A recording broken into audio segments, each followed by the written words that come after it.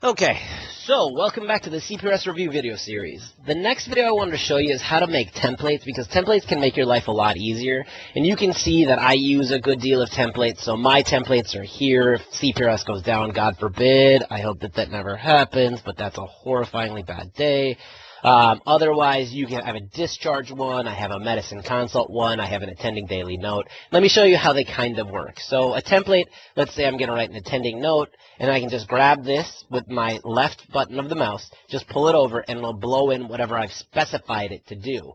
So to create a template, what you do is you go up to Options, and you create new template, new shared template, or create new template here if you don't want it shared. Usually you won't create a shared one. And then you can enter in whatever you want. So let's say I want just a lab template, a new lab template. And let's say what I want in this to have is a CBC and a renal panel. And so what you do is you go over to this left side here, and you can go to shared template. So if you wanted to create your own template, just add stuff. You can add stuff like, I am the attending provider, or I am the intern of note who is awesome and should be called for all rectal digital impactions. So if you want that on the bottom of your note or something like that, you can save it, but I don't know why you'd want that. But if you're an intern, you're probably going to have that on the note implied anyways. But so let's go and erase this. And then what you can do for lab templates, for instance, or things that are shared templates. So this is something that I think is really cool that I wanted to show you guys. So you go here to shared templates, and then you go to patient data objects.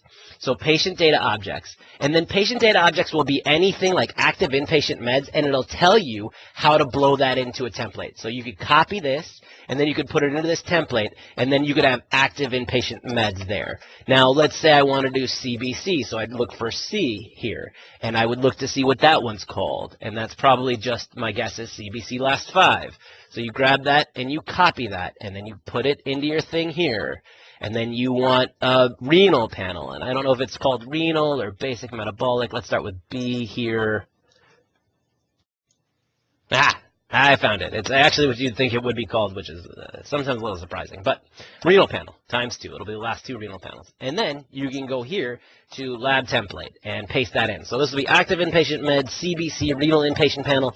This can take a little while the first times that you do it, but it pays significant dividends, because if you're here a lot, it'll create a template on the left side here. So this should pop up. It should be a new template. Let me go ahead and find it. And it's right where you'd expect it to be, under My Templates here. And then what you can do is, let me make sure I'm editing this note, and I am. Grab it, pull it in, and what it'll do is it will blow in any active inpatient medications that they're on, including supplies. It'll blow in the last 5 CBCs in kind of a really difficult to understand manner, and the last renal panels in a difficult to understand manner. So the easiest thing to do would be to go back to that template that here. So when you're creating shared templates, and the shared template area is down here also, so you can go back to patient data objects. Either shared templates here or up there where you could do the create new template or edit template, and kind of sort through the shared templates to sort out what the most user-friendly version is to make your note look as good as it can. But so things in patient data objects that people don't realize that are really useful are things like past medical history, CT scans you can have blown in, x-rays you can have blown in. But I mean, as always with medicine, having it blown in can make the note a little bit more cumbersome, and make sure that you've read it and you understand it and you get it. You can have your attending physician blown in. So this is really useful. So I recommend going through it and creating templates for yourselves to make your lives a little bit easier. And in fact, some templates can even be something as simple as your name on the bottom of the note that you just grab and pull over. So this is where Epic uses their dot phrases. Same thing as dot phrases, but this is just called My Templates here in the CPRS series. So cool, that's how you create templates. Hope that this helps.